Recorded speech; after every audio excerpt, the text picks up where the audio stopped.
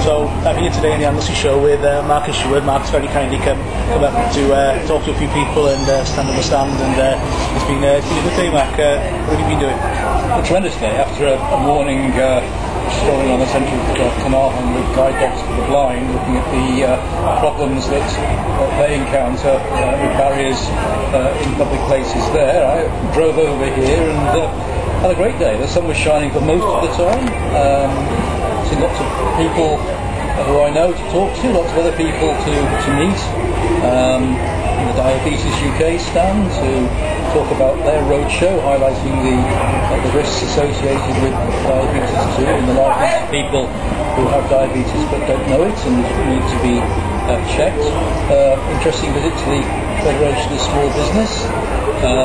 Chats about local business issues and concerns, the need for more support to help the small business sector through recession, needs to look at issues such as business rates, cutting bureaucracy and red tape, and actually engaging them in developing solutions for the future rather than simply telling them what's going to happen to them after those who've never run a business in their lives decide what policies are going to be applied nationally or locally.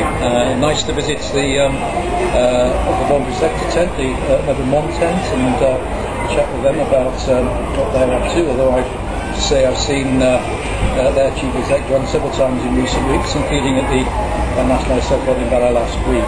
So yes, great day, and now enjoying the coffee on the Anglesey Conservative stand. You've been an Assembly member for a fair few years now, Mark. I was wondering, what do you think the challenges facing us in Anglesey over the coming 9 months and years? Well, certainly it's a very difficult time, and the island has many challenges facing it now and over future months and years. The most obvious one on the political front is the damning Wales Audit Office report into the County Council. Rather than wallowing in the problems, the challenge now is to work together towards a future where hopefully the problems can be put behind the island and a more transparent, efficient and accountable local government system put in place that actually focuses on efficient use of public funds and the needs of local people, local customers of the services the council provides. Beyond that, we've got the tragedy of Anglesey Aluminium, the largest local employer, where, as we know, there are job losses and huge uncertainty for the future, given the situation with the power station and the dependency of Anglesey Aluminium on the energy buyback agreement they have there.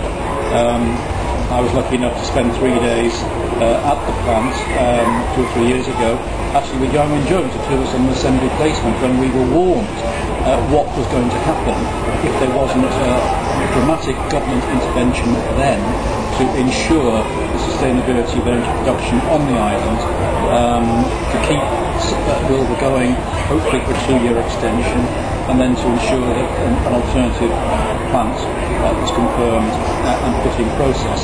Instead, we've had normal crisis management from governments in London and Cardiff, where despite that knowledge, despite the intensive lobbying that's gone on by the plant and by the industry in Wales to make sure that government knew they had to intervene, what we've got is last-minute rescue plans when it's too late for hundreds of people who will be losing their jobs, and it may be too late for the plant. Let us hope now that there may be a way forward to keep the plant going, and let's keep our fingers crossed.